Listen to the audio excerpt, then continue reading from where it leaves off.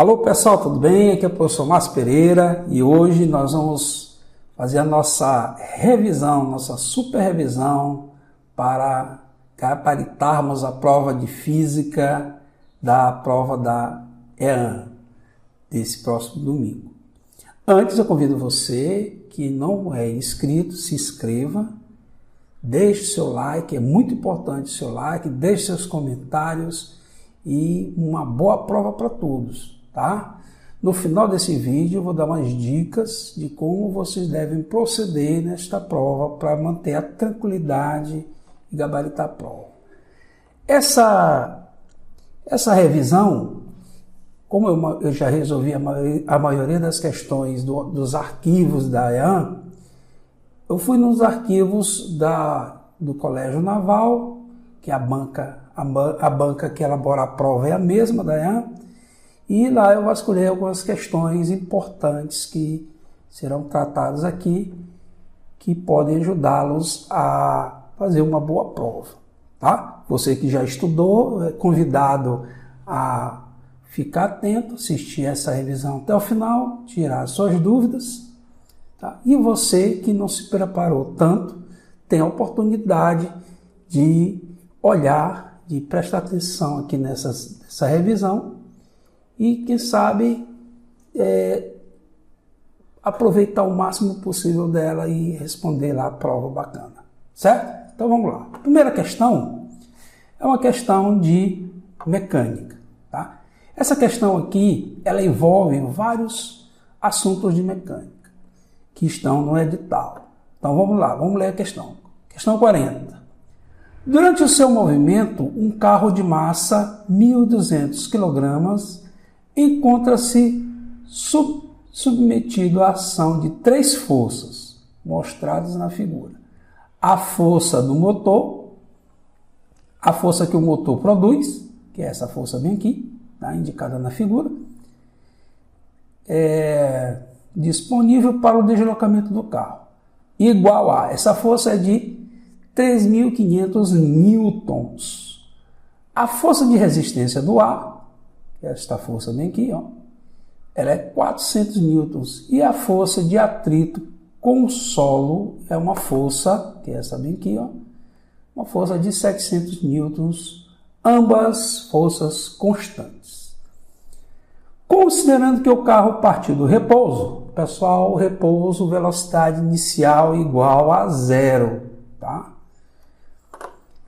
E trajetória retilínea e as forças que atuam sobre eles essas forças vão atuar durante 10 segundos.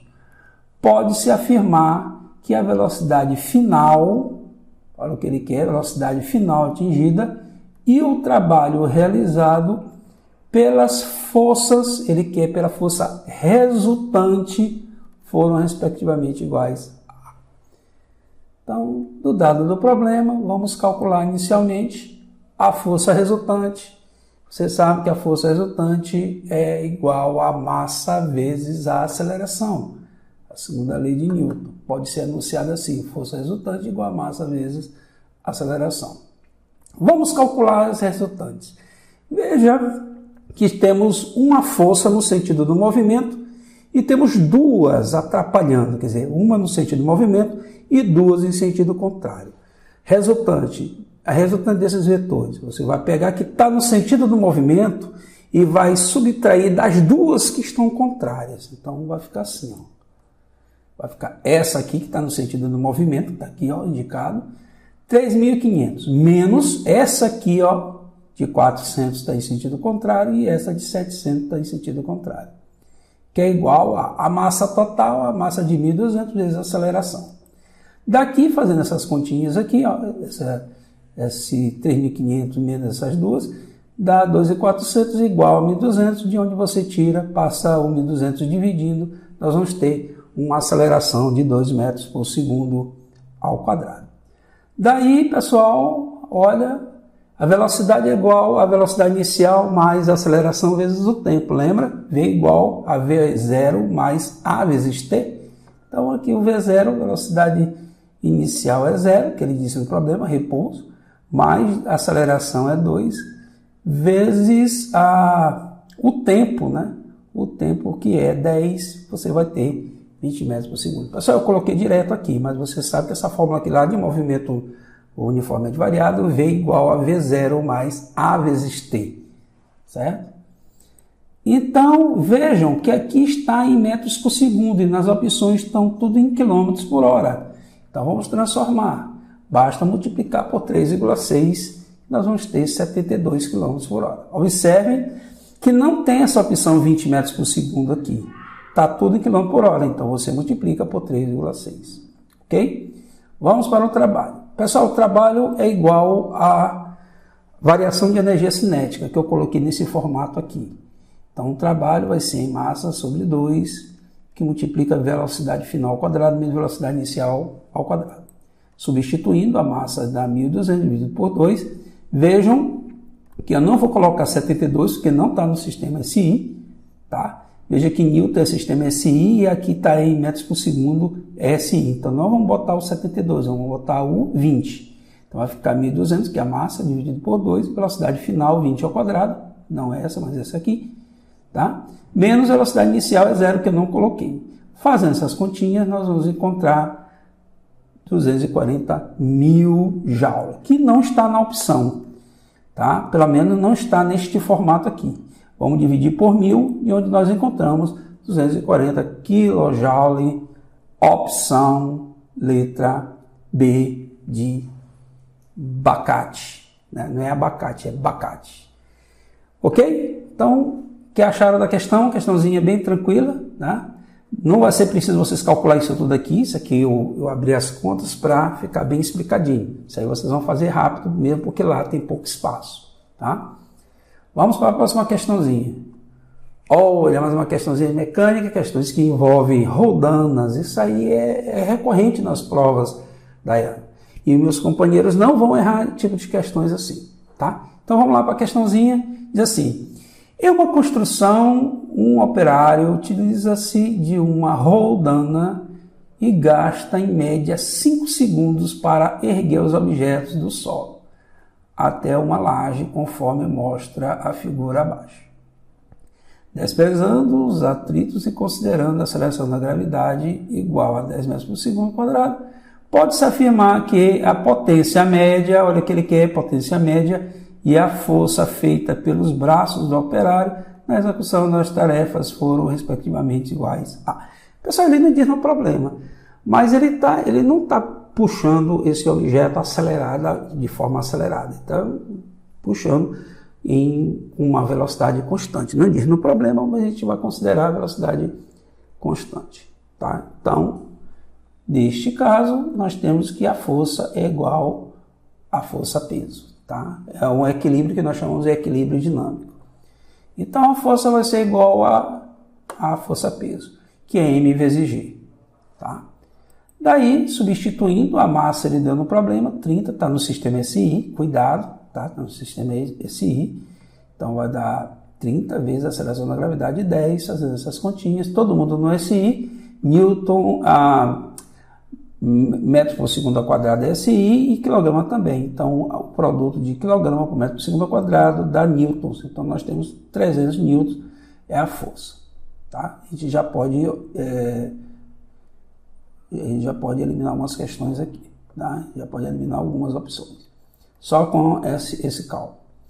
Mas aí nós temos que potência média é o trabalho dividido pelo intervalo de tempo. O trabalho, pessoal, neste caso aqui, é uma força vertical, então vai ser F vezes ΔS, que é a altura, né? Que é a distância percorrida ao puxar o bloco, dividido pelo tempo.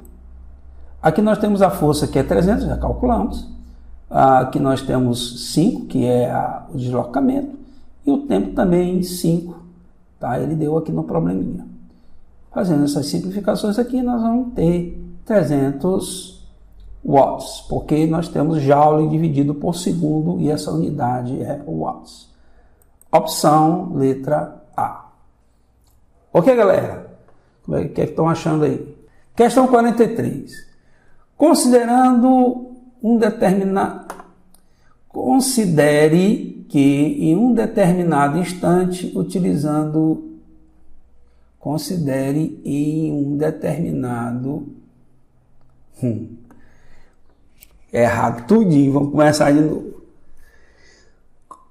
Considerando que um determinado estudante, utilizando resistores disponíveis no laboratório de uma escola, montou o circuito mostrado na figura. Está aqui, né? Nós temos duas situações. Temos aqui esse circuito inicial, aqui na situação 1, e esse outro aqui representado na situação 2. Querendo fazer algumas medidas elétricas, usou um voltímetro V para medir a tensão e o amperímetro. Tá? Para medir a tensão e um amperímetro para medir a intensidade da força elétrica, considerando todos os elementos envolvidos como ideais. Os valores medidos pelo voltímetro, situação 1, e pelo amperímetro, situação 2, são respectivamente. Então vamos lá. Pessoal, lembrando que os voltímetros são elementos, né, de controle, né, são medidores que são colocados em paralelo com o trecho que você quer medir, tá? E ele vai medir tensão, tá? Tensão naquele trecho que você quer avaliar. E os amperímetros, ele mede intensidade de corrente. Eles têm que ser colocados em série, porque em série as correntes são todas iguais. E nós estamos considerando ideais porque os elementos do voltímetro e do amperímetro não vão influenciar nas leituras, tá? Então suas resistências suas resistências tem que ter um determinado valor que não influencie a leitura, tá? Então são ideais por causa disso. Então vamos lá, inicialmente nós temos a situação 1. Notem que essas resistências estão todas em série, você esquece o voltímetro, tá? Você esquece o voltímetro e vê que está todo mundo em série, porque a corrente que passa por eles é a mesma. Tá? Com o voltímetro ideal, ele não vai desviar a corrente para ele. Tá? Ele tem uma resistência muito grande, por isso que ele é ideal. Ele não vai desviar a corrente para ele. Então a corrente vai passar direto aqui. Desta forma, esses 3 resistores estão em paralelo. E o que a gente faz, pessoal, quando os resistores estão estão em série? O que a gente faz quando estão em série? Pois é, pessoal, soma tudo, tá? Então vamos lá, 60 mais 40 mais, olha, aqui não é igual, aqui é um mais, tá? Mais 20, aqui é um sinal de mais. Mais 20, isso tudo é igual a 120. Tem um sinal aqui de mais aqui, tá? E aí nós temos que a corrente vai ser U dividido pela resistência. O U, essa tensão aqui na primeira situação, 12 dividido por 120, que é a resistência equivalente. Fazendo essa conta, nós temos 0,1 ampere. Essa é a leitura da corrente que passa aqui nos 3 resistores. Mas não é isso que o problema quer. O problema quer tensão. Então, tensão é resistência vezes corrente. Tá? Só que a resistência que nós vamos trabalhar não vai ser todas, vai ser apenas aquela que está conectada aqui ao voltímetro. Observe que apenas esse de 40 está conectado ao voltímetro. Então, vai ficar 40 vezes 0,1, de onde nós vamos ter 4 volts. Situação 2, vamos calcular a resistência equivalente, tá? 3 resistores diferentes, então vai ser 1 sobre a resistência equivalente, é igual à soma dos inversos das outras resistências. Substituindo, nós temos aqui a primeira é 60, a segunda é 30 e a terceira é 20. Tirando o MMC de 60, 30 e 20 é 60. 60 dividido por 60 dá 1, 60 dividido por 30 dá 2, 60 dividido por 20 dá 3, somando tudo e invertendo, nós vamos ter 60 dividido por 2, ou 60 dividido por 6, de onde nós vamos ter resistência 10 ohm. Daí, você vê que os 3 resistores estão conectados aqui nos terminais da bateria, e a corrente aqui é a corrente total, que passa por todos eles, né, pela associação total. Então vai ficar, a corrente é DDP dividido pela resistência equivalente, então vai ficar 12 dividido pela resistência equivalente, que é 10, de onde nós encontramos 1,2, opção letra B de Bacana. Tá? Vamos para a próxima. Olha aí, pessoal, tipo de questão que não falta nas provas Tayana, tá? Que vai trabalhar boa parte dos conteúdos de termologia. Nós vamos ver aqui se é verdadeiro ou falso. O que vocês têm que tomar cuidado, tá? Com as cascas de banana que a banca pode colocar. Ela pode pedir a falsa, né? A errada, mas aqui ele está pedindo a correta. Tá? Toma cuidado. Às vezes ele pede a correta, às vezes ele pede a errada. Vocês têm que ler bem aqui para ver o que é que o problema quer. Tá? Então, com relação à termologia, coloque V verdadeiro ou F falso e a seguir assinale a opção correta. Temperatura é a grandeza que representa a medida de estado de agitação médio das moléculas de um corpo. Tá? E aí, tá verdadeiro ou falso isso aí?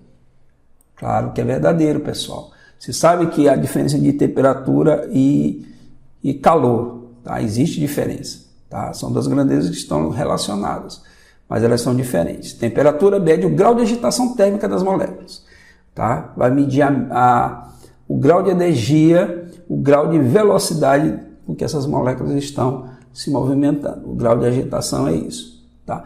E o calor é a passagem de energia de um corpo para outro, né, mediante diferença de temperatura. Então, a primeira aqui é verdadeira. Vamos à segunda. Calor é a energia térmica que passa de forma espontânea de um corpo de menor temperatura para um corpo de maior temperatura. Pessoal, tá certa essa daí ou está errada? Está errada, pessoal. Vocês têm que tomar cuidado. Energia em trânsito, passagem de energia de um corpo para outro, tá? Pode até não haver contato, se tiver distância, tá? Pode ocorrer também, ou em contato. Agora, a lei é o seguinte, espontaneamente, olha aqui a palavra, espontaneamente, é da maior temperatura para menor temperatura. Então, aqui está errado, ele botou menor. Seria da menor para maior se não fosse espontâneo, se fosse um processo forçado, tá? Como acontece lá na geladeira, tá? Lá na geladeira precisa de um motor para que o calor passe da fonte fria para a fonte quente, tá? Então essa aqui está falsa, porque a palavra que está acabando com a questão todinha é essa palavra menor, tem que ser maior.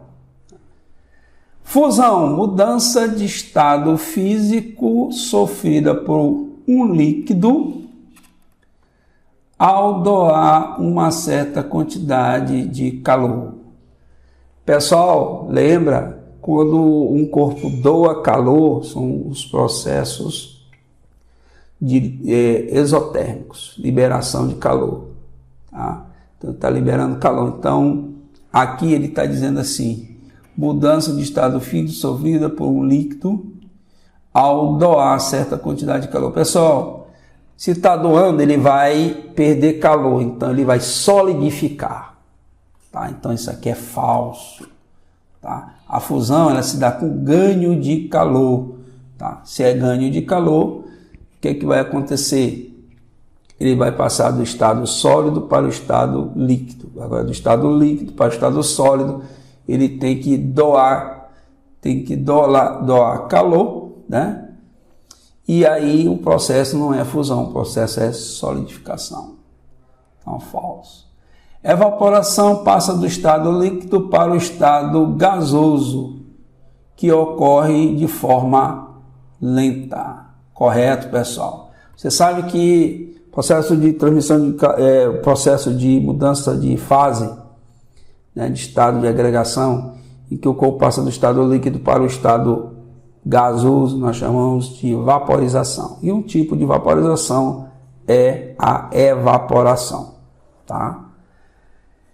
Equilíbrio térmico é a condição física na qual as trocas de calor entre dois corpos ou mais corpos deixam de existir. Isso, pessoal, eles atingem o mesmo grau de agitação térmica, mesma temperatura. Então, isso aí é verdade.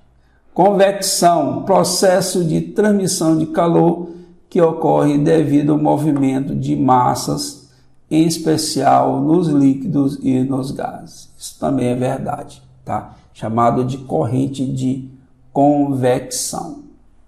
Você sabe que os processos de transmissão de calor podem ser três. Pode ser condução, tá? As moléculas vão ocorrer apenas transmissão de energia de partícula por partícula, não há deslocamento dessas partículas, tá?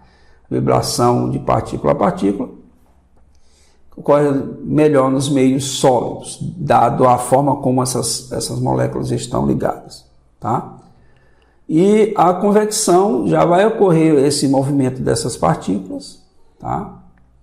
Certo? Existe aí uma diferença de densidade entre porções do fluido, né? E nós temos também o processo que não depende de meio material, que é o processo de radiação térmica, tá? O processo de radiação térmica ocorre no vácuo, tá? Então, a opção está correta. Calorias. Calorias é a quantidade de calor necessária para que 1 grama de qualquer substância tenha sua temperatura alterada em 1 grau Celsius. Pessoal, observem que essas questões de verdadeiro ou falso, ela pega muita gente, porque uma palavrinha, nós vimos aqui nas opções anteriores, uma palavra que você não fica atento, você pode errar. Então, será que essa aí está correta? Não, pessoal, isso aí está errado, porque, caloria é a quantidade de calor para que 1 grama de água pura deve receber sob pressão normal para a sua temperatura variar de 1 grau Celsius. Aqui é 1 grau Celsius, tá? De 14,5 a 15,5 graus Celsius. Então, essa palavrinha bem aqui, quando ele diz assim, qualquer substância, não é qualquer substância, é água pura, tá? É água pura, e essa água pura tem que estar sob pressão normal. Então, isso aqui é falso. Dessa forma, nós temos letra D de danadinho, tá? E aí, o que estão achando aí da revisão? Tá boa? Eu sei que a maioria já sabe disso, mas é importante tratarmos essas questões teóricas que sempre caem na prova lá. Vamos adiante. Outra questãozinha teórica, nós vamos ler direitinho, tá? Vamos ver o que o problema quer. Ele quer que tipo de resposta ele quer, se ele quer verdadeiro, se ele quer as falsas. Então, observando nas opções aqui, ele quer as que são verdadeiras. Então, vamos analisar item por item. Então, vamos ler aqui. Vamos ler esse texto aqui. Leia o texto a seguir. É impossível para o espelho da alma refletir a imaginação alguma coisa que não esteja diante dele. Pessoal, vamos tomar cuidado aqui na leitura, tá? O professor ele não está lendo o poema aqui de forma emocionante, mas vamos entender direitinho.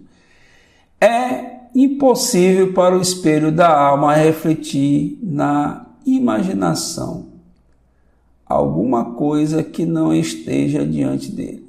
É impossível que o lago tranquilo mostre em sua profundeza a imagem de qualquer montanha, ou o retrato de qualquer árvore ou nuvem que não existe perto do lago.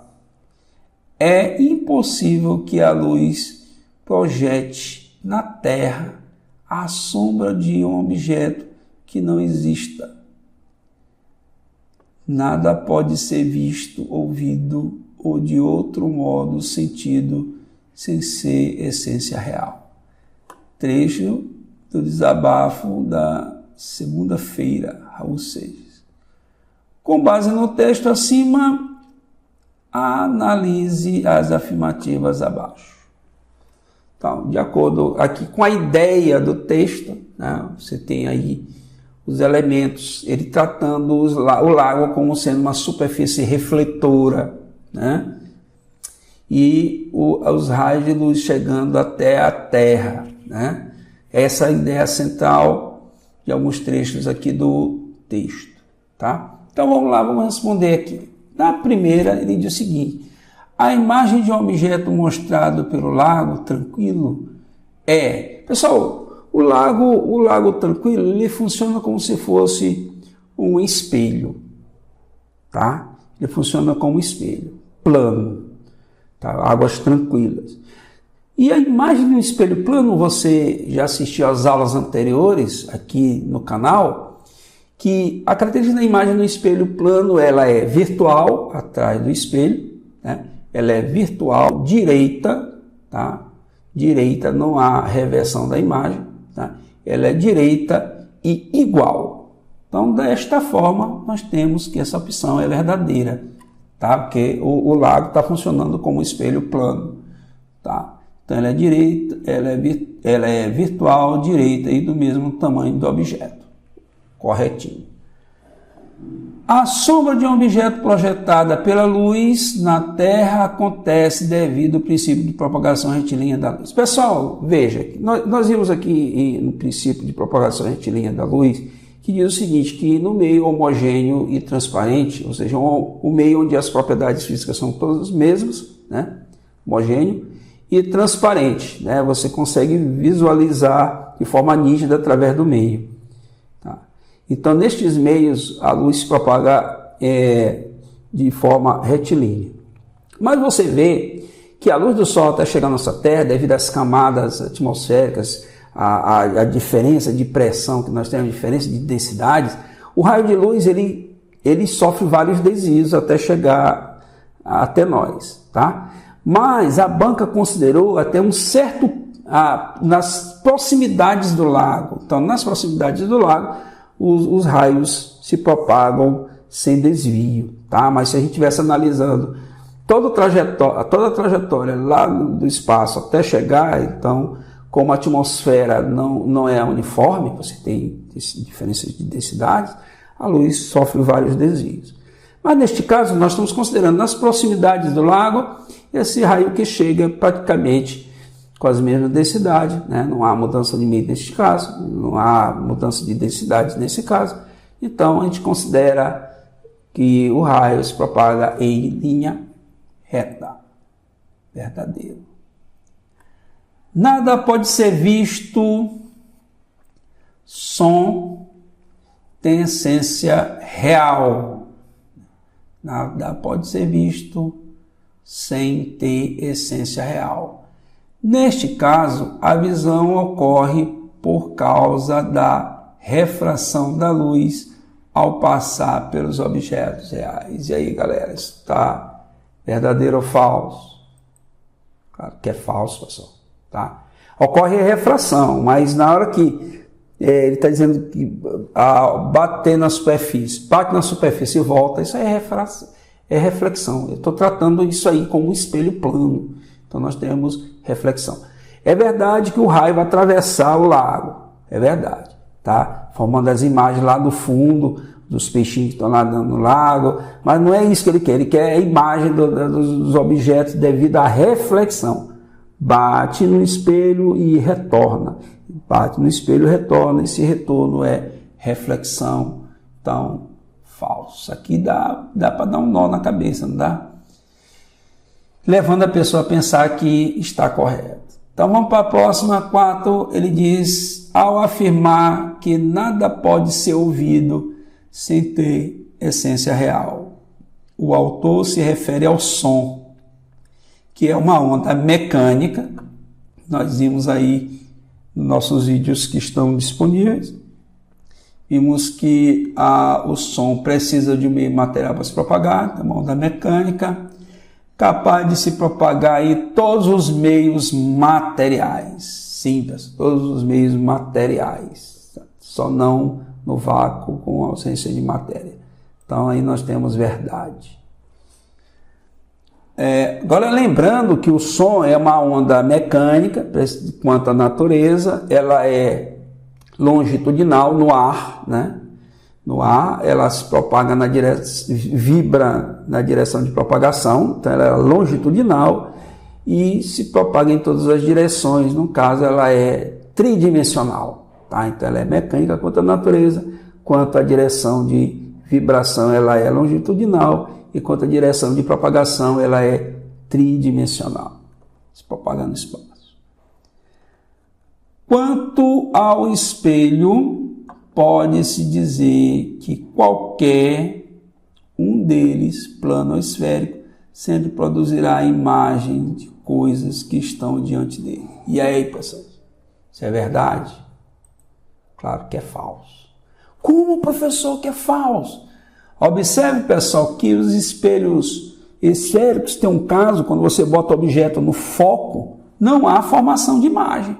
Os raios refletidos, né, os raios chegam nos espelhos refletidos, eles vão se propagar de forma paralela, né? Então não vai haver formação de imagens, tá? Então tomem cuidado, ó. Agora, se tivesse espelho plano aqui, né, ou tivesse a palavra assim, podem, né, porque aí no caso você estaria excluindo o caso do foco, e os outros casos, nas outras posições, diante do espelho, a formação de imagem, tá? Então, tomem cuidado aí. Daí, nós temos letra E, que é 1, 2 e 4, que são as verdadeiras. Ok?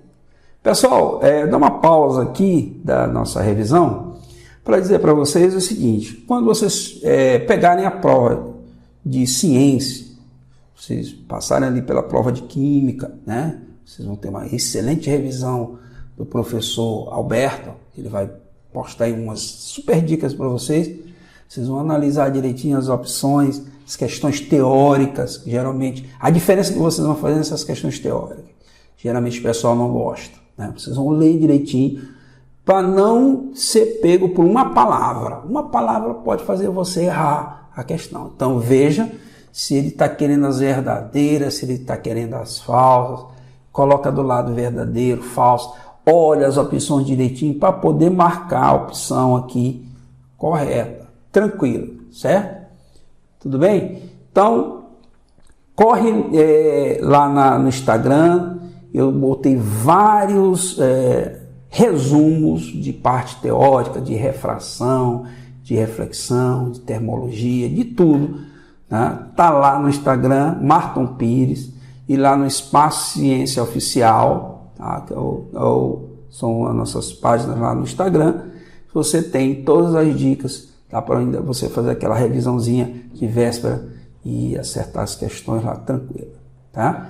Outra dica: não subestimem as questões, tá? Por máximo que você saiba, grande segredo aqui do professor, nunca se sabe tudo. Às vezes a autoconfiança faz a gente escorregar, tá? Então tome muito cuidado. Tem gente que já olha as questões já com superioridade, né? E aí acaba marcando errado, porque superioridade cegou. Você tem que ser humilde, tem que olhar direitinho, opção por opção. Ler por quê? Porque nessas sutilezas a banca pega vocês. Você perde uma questão que ninguém vai errar, só você. Então tome cuidado, seja humilde, até na hora de marcar as opções, de ler as opções e marcar. Dados os recadinhos, vamos para a próxima. Olha essa questão bacana, questões de ondulatória sempre presente da prova, tá? Aqui nós temos essa questãozinha aqui do Colégio Naval, na mesma banca aqui da IAN. Ela diz o seguinte: um certo submarino, através do seu sonar, pessoal, o sonar ele vai usar um fenômeno, a reflexão, tá? Ele vai emitir uma onda que vai bater no obstáculo e vai retornar. Esse retorno nós chamamos de reflexão, tá? Então o sonar vai trabalhar com esta onda ultrassônica, essa onda sonora, que vai bater no obstáculo e vai retornar, tá? Então o tipo de onda, ultrassom, tá? Onda sonora, certo? E o fenômeno, reflexão, tá? E o radar, professor, o que o radar faz? O radar é o mesmo, ele tem o mesmo objetivo de detectar os obstáculos, né? Calcular essa distância até um obstáculo. Agora, o fenômeno é o mesmo, reflexão. Agora, muda apenas o tipo de onda, que não é mais uma onda mecânica sonora. é uma onda eletromagnética, tá? Então, sonar, onda mecânica, tá? Radar, onda eletromagnética, certo? E o princípio é o mesmo, reflexão, usa o mesmo fenômeno. Então, vamos lá, um certo submarino, através do seu sonar, emite ondas ultrassônicas de frequência 28.000 Hz. Esse K aqui é 1000, tá? Então 28.000. Isso a gente não escuta, pessoal. Quem escuta entre 20 e 20.000 Hz. 20.000 Hz, tá? Aqui já está na faixa de ultrassônica, a gente não consegue ouvir isso aqui, tá? Então, cuja configuração é dada por essa figura, tá? Você tem a distância entre um pico e uma depressão. A distância entre um pico e uma depressão, lembre-se que a distância, você tem a distância na horizontal entre um pico e uma depressão, tá? A menor distância entre eles, nós vamos chamar isso de meio comprimento de onda. Toda vez, pico e depressão, tá? A distância entre um pico e uma depressão consecutiva, nós temos aí, tá? Vou ter um pico e logo depois uma depressão, distância na horizontal, a menor distância, nós temos meio comprimento de onda, que é 2,5 centímetros. Em uma missão, estando em repouso, esse submarino detectou um obstáculo à sua frente, medindo pelo retorno do sinal do sonar 1,2 segundos. Então, a onda vai e volta, gasta 1,2 segundos após ter sido emitido. Para essa situação, pode-se afirmar que a velocidade da onda sonora, né, nessa água e a distância em que se encontra o obstáculo valem respectivamente. Pessoal, isso é um tipo de questão que cai sempre. Agora, só que caem duas separadas. Uma só para você calcular a frequência e uma para você calcular distância quando acontece reflexão. Aí, o que foi que a Escola Naval fez? Pegou esses dois tipos de questões que geralmente coloca separado, ele colocou em uma questão só, uma questão bem elaborada. Então, vamos lá. Primeira coisa, lembre-se que a velocidade de propagação é lambda vezes f, tá? Daí, como eu falei para vocês, eu tenho aqui um pico e tenho uma depressão, a distância entre eles, nós temos meio comprimento de onda. Se fosse aqui, ó, dois picos consecutivos ou duas depressões consecutivas, você teria um comprimento de onda, tá? Aqui você tem que o comportamento iria repetir aqui em cima, então seria um comprimento de onda. Aqui nós estamos com a metade do percurso. Em meio comprimento de onda é 2,5. Lambda vai ser 2 vezes 2,5, vai dar 5, ou seja, 0,5 metros. Daí, pessoal, lembre-se que a gente tem que substituir aqui. Então, o comprimento de onda é 0,05 vezes 20.000, ó, tem que transformar aqui, eu tenho 20 kHz, então 20.000 Hz, fazendo essa conta, nós temos, não tem esse ponto aqui não, galera, é só 1.400, tá? Aqui está um erro aqui no slide, não existe esse ponto bem aqui, é 1.400, tá? Já dá para eliminar aqui essas anteriores. Daí nós temos que a distância é igual à velocidade vezes o tempo. A velocidade erro de novo aqui, tá? Não existe esse ponto, 1.400 vezes o tempo, que é 0,6, dando 840 metros.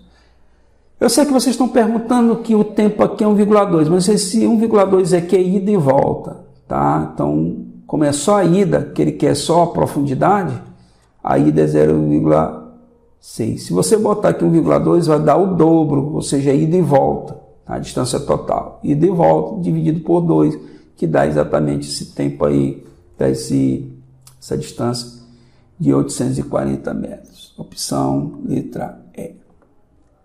Ok? Vamos para a próxima, outra questãozinha de verdadeiro ou falso, só que agora envolve eletrização, envolve magnetismo, tá? Então vamos lá. Com relação aos conceitos de eletricidade e magnetismo, coloque V verdadeiro ou F falso nas afirmativas abaixo, que é verdadeiro ou falso. Em seguida, assinale a opção que representa a sequência correta. Olha, pessoal, ele quer a correta. Tome cuidado. Poderia pedir a errada e você acabar errando, tá? Então tem que tomar cuidado. Ele quer a correta. Então, já na mente já está a palavra correta. Então, nós vamos agora analisar opção por opção. Certo? Então, vamos lá. Na eletrização por atrito, eletrização do esfrega-esfrega, pessoal, atrito, né?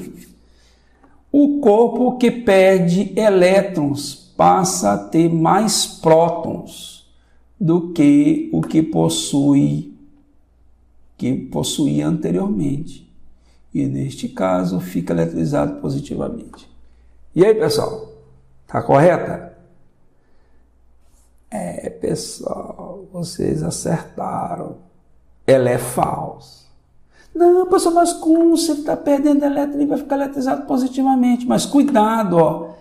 O número de prótons, pessoal, o número de prótons não aumenta, ele continua o mesmo. Você sabe que na eletrização por atrito o corpo está neutro, ele tem a mesma quantidade de próton, mesma quantidade de elétron. Como ele vai perder elétron, perdeu elétron, ficou eletrizado positivamente, mas ele fica com a mesma quantidade de próton que ele estava. Ele fica carregado positivamente, ele não vai ganhar próton, ele vai perder elétron, é isso que faz ele eletrizar positivamente. Então é falso. Tá vendo? Uma palavrinha faz você errar. Vamos para a próxima.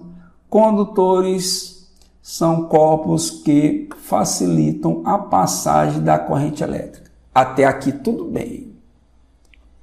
Pois, agora vamos ver se o motivo é esse. Pois possui uma grande quantidade de elétrons livres. Verdade, pessoal. Os condutores são bons condutores de eletricidade porque naquelas camadas mais distantes do núcleo, as camadas de valência, você tem uma quantidade de elétrons que estão tendo liberdade de movimentação. E é isso que faz ele ser um condutor. Que já nos isolantes e nos dielétricos, né, isolantes ou dielétricos, esse grau de facilidade de movimentação já não é a mesma, né, e tem baixa mobilidade, né, essa questão de se movimentar. Por isso que não conduzem bem a eletricidade, o caso dos dielétricos ou isolantes. E tem a questão também de quantidade de elétrons livres. Vamos para a próxima. Um ímã na forma de barra, ao ser cortado ao meio, dá origem a dois novos ímãs, cada um com apenas um polo norte e um polo sul. E aí, galera? Verdadeiro ou falso? Isso, você está pensando certo. Você pensou errado. Falso, pessoal. Mas professor, não entendi. Bateu. Partiu o ímã no meio. Está aqui o ímãzinho. Partiu ele no meio. Tá? Você partiu ele no meio, você deu origem a dois novos ímãs. Certo? Só que vai ter dois norte e dois sul. Tá? Porque são duas barras diferentes, né? Você está dando origem a dois novos ímãs iguais, né? Só que cada um tem dois norte, cada um tem seu norte, cada um tem o seu sul. Aqui ele está dizendo apenas um norte e um sul. Tá? Você parte a barra no meio. Então a primeira barra tem um norte, a segunda tem outro norte. A primeira tem um sul e a segunda tem outro sul. Tá? Muito bem. A bússola magnética, cuja extremidade encarnada, ela é imantada, ela era pintadinha, né, de cada encarnada, é o seu polo norte, aponta para a direção definida da Terra, próxima ao polo norte geográfico. E aí, galera, você tem aqui uma bússolazinha, a parte pintadinha, a parte da pontinha, está apontando para o norte geográfico. Tá? Então, a bússola magnética, cuja extremidade encarnada é o seu polo norte, é o polo norte magnético da bússola, da agulha da bússola. Está apontando na direção do norte geográfico. É verdadeiro ou falso? Verdadeiro, pessoal, porque você tem a Terra como sendo um imenso ímã, tá? Então, lá no norte geográfico, existe um polo magnético sul magnético do ímã, que é a Terra. Por isso que a agulha imantada norte da agulha vai apontar para o sul magnético da Terra, que equivale, né, tá bem próximo do norte geográfico, tá, pessoal? Então, tome cuidado. Você tem lá o norte geográfico, então é como se lá próximo, ele não está coincidindo, ele está assim, ó, certo? Está aqui o norte geográfico, né? E o ímã é essa caneta aqui, ó. Tem essa angulaçãozinha bem aqui. Então, ele funciona como um imenso ímã, onde aqui é o sul magnético. E aí a agulhazinha vai apontar, como era o norte magnético da agulha, vai apontar para o sul magnético da Terra, tá? Que está próximo do norte geográfico. Então, raciocinando assim, lá no sul geográfico você tem o norte magnético do ímã e o sul magnético da agulha está apontando para o sul geográfico, que ali tem o norte magnético. Vai ser enrolado, né? Mas é isso, tem um desenhozinho, tá? Você vai lá no canal, você vai olhar, lá no Instagram você vai olhar um resumo onde eu coloquei isso aí, tá?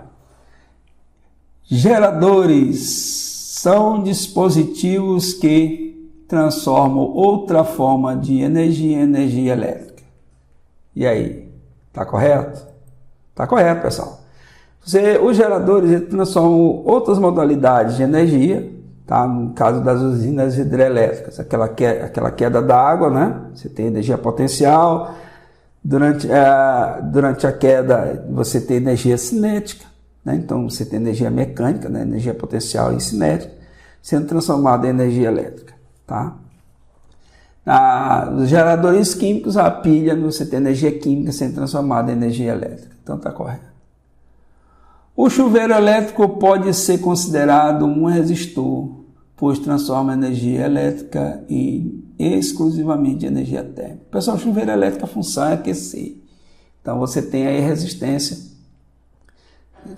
o resistor, né, fazendo esse trabalho de transformar energia elétrica exclusivamente em energia térmica, tá? Mas os resistores, a função dos resistores no circuito não é aquecer. O aquecimento causa até dano aos circuitos, tá? Então, por isso que cada resistor possui uma que nós chamamos uma grandeza chamada resistência elétrica, que mede o grau de dificuldade que esse elemento vai oferecer a passagem de corrente elétrica. Mas aqui neste caso do chuveiro, como a função é fornecer água quente, né, ou fria, dependendo da resistência, né, tá? Se mexe aquele cursor para ajustar, né, para verão e inverno. Então aqui o objetivo do chuveiro elétrico é aquecer, né? Se é aquecer, o que vai acontecer? Você tem aí o resistor com essa propriedade, com essa função de transformar exclusivamente energia térmica. Então, verdadeiro. Opção correta, letra A. Falso, verdadeiro, falso, verdadeiro, verdadeiro, verdadeiro. Letra A, tá? Tome cuidado depois de fazer essa sequência, tá? Quando você fizer essa sequência aqui, às vezes, eu já fiz isso em prova, ó, achar a opção aqui, a sequência certa, mas na hora de marcar, olhar errado, nervosismo bate, você olha errado e acaba marcando errado. Então tome cuidado, você vê aqui a sequência, ó. Falso, verdadeiro, verdadeiro, verdadeiro. Isso aqui está na letra A. Ok? Então vamos adiante. Olha, vamos concluir a nossa revisão com essa questãozinha aqui, tá? Com o objetivo de descobrir o calor específico de uma liga metálica, colocou-se 0,5 kg da liga dentro de um pequeno forno elétrico, no qual podia ser lida a seguinte especificação. 120 volts, 10 amperes.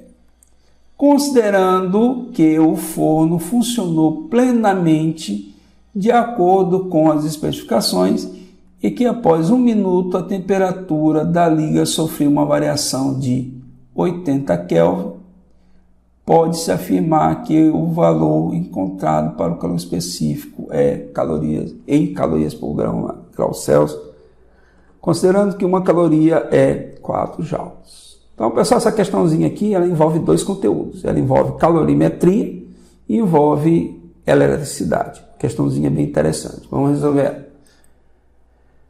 Potência igual a U vezes I. Por que estou usando esta fórmula? Porque aqui ele deu tensão e corrente. Se ele tivesse dado tensão e potência, seria U ao quadrado dividido por R. Tá? U ao quadrado dividido por R. Mas no caso, como ele deu corrente, é U vezes I. A potência elétrica vai ficar 120 volts vezes a corrente, multiplicando, como ambos aqui estão no SI, a resposta aqui vai dar 1.200 watts. Daí a energia, você sabe que a energia elétrica vai ser potência vezes o tempo. A potência é 1.200. Agora vejam que aqui está em minuto, não é SI. 1 minuto tem 60 segundos, então por isso que eu botei aqui 60. Se aqui fosse 2 minutos, seria 2 vezes 60, né? Mas no caso aqui é só 1 minuto. Fazendo essas continhas aqui, nós temos 72.000 joules. Ele diz que não vai haver perda, então toda essa energia vai ser usada para aquecer o que ele está querendo aquecer, né? Lá no forno. Toda a energia elétrica. Agora, se ele dissesse que 20% disso aqui é utilizado, você tinha que multiplicar isso aqui por 20 e dividir por 100, que aí, no caso, teria só uma parte dessa eletricidade, dessa energia elétrica sendo transformada em calor. Mas aí, no caso, ele está dizendo que é 100%, né? Está implícito no problema que essa eletricidade, essa energia elétrica vai ser transformada em calor. Então, vamos usar tudo isso aqui. E aí, substituindo, só que tem o seguinte, aqui, calor específico em calorias, então a gente tem que transformar esse joule para caloria. Ele está considerando que uma caloria é 4 joules, então nós vamos dividir, né, fazer uma regra de 3, vamos pegar 72.000 e dividir por 4, vamos encontrar 18.000 calorias. Aí você tem que calor específico é Q sobre M vezes ΔT, substituindo aqui o 18.000, a massa aqui ele deu 0,5 kg, cuidado que aqui é em grama e aqui está em quilograma, tem que multiplicar por 1.000. E aqui está em Kelvin, não tem problema, porque as variações na escala Celsius são iguais às variações na escala Celsius. Tá? Por isso que está aqui. Ó. Tá? Então, 80 graus Celsius. Tá? Então, a variação na escala Celsius é igual à variação na escala Kelvin. Eu estou falando em variação, estou falando em temperatura. Fazendo essas continhas, nós encontramos 0,45 calorias por grama grau Celsius, letra E. Ok, pessoal, então chegamos ao final desse vídeo. Quero agradecer a todos que ficaram até aqui, né? Agradecer a todos que acompanharam nossas aulas aqui no canal, que deram força para o canal crescer. É muito importante que vocês deixem seu like, tá? Para que outras pessoas sejam alcançadas pelos vídeos que nós estamos produzindo. Esses vídeos aqui são produzidos com muito zelo, com muito carinho para vocês, tá? Nosso objetivo aqui é que você tenha acesso a uma aula de qualidade, tá? E vocês têm muitos professores, excelentes mestres aí no YouTube, nossos colegas que estão juntos conosco aqui, elaborando essas aulas para vocês. Aproveitem, tá? Aproveitem enquanto nós estamos produzindo esse material gratuito, tá? Quero mandar um abraço a todos os professores de matemática, de física, de química, que trabalham conosco aqui com o mesmo objetivo, preparar para a EAN. Abraço a todos, vocês estão fazendo um trabalho muito importante para esse pessoal. E nós estamos nos despedindo, tá? Convidando você para nos seguir lá no Instagram, tá? Nós vamos continuar essas dicas até próximo da prova, tá? No caso, amanhã eu vou postar ainda alguns resumos importantes. e convido vocês a participar lá, tá? Então, deixe seu like, um forte abraço e até a vitória para gabaritar a prova. Forte abraço, galera!